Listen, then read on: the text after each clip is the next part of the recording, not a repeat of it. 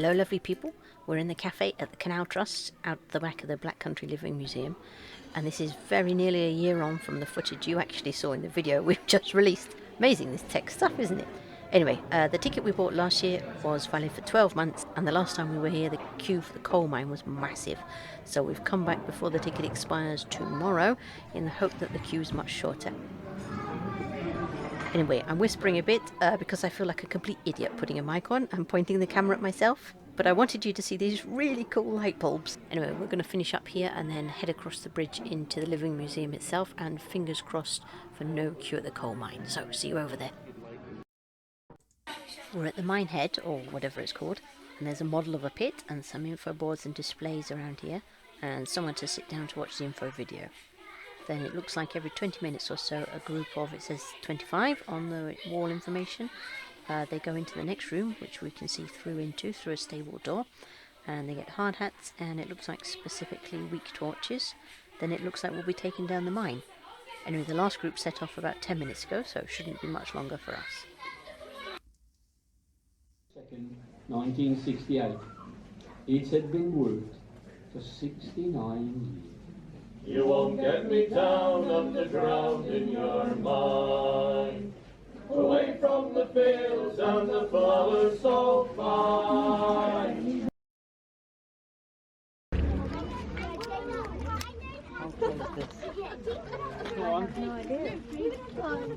Okay, I need to stop.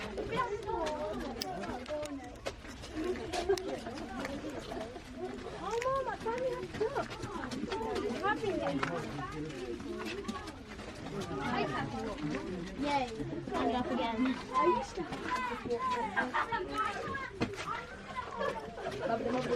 Let's see.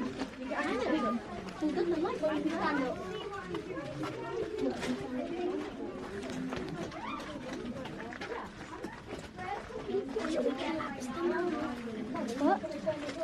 It's not me talking.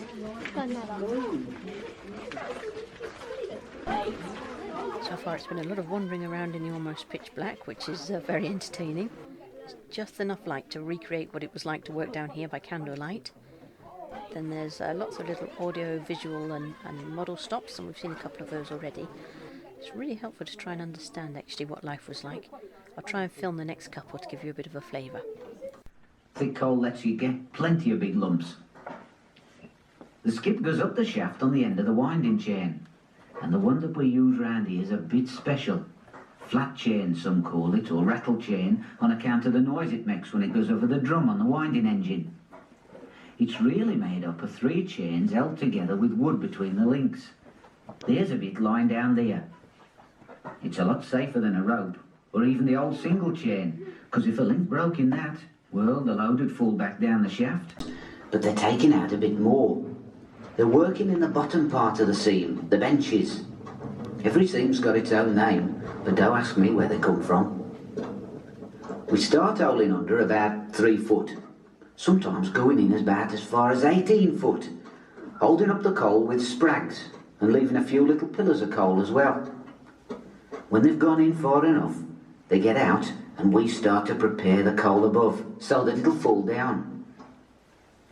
Now Seth and Tom are cutting those slots at either side of the bit of coal they want to drop. The slots are just a few inches wide, with little webs of coal between called spurns. When we're up far enough, we cut out the spurns, pull out the sprags, and the coal drops down. You have to know what you're about to do it safely. And we're out. That was brilliant, really, really good, and top marks to the guide as well. And then it's back across the little bridge through the Canal Trust Centre, because we parked in their car park again, and back into the bus, and we're going to head round to the NEC show. And presumably I have already published that footage from this afternoon before you get to see this. Anyway, hope you enjoyed our little tour. I just grabbed a few bits of footage to try and give a flavour for what it was like. Hope it was useful, and thanks so much for watching, and we'll catch you in the next one. Bye for now.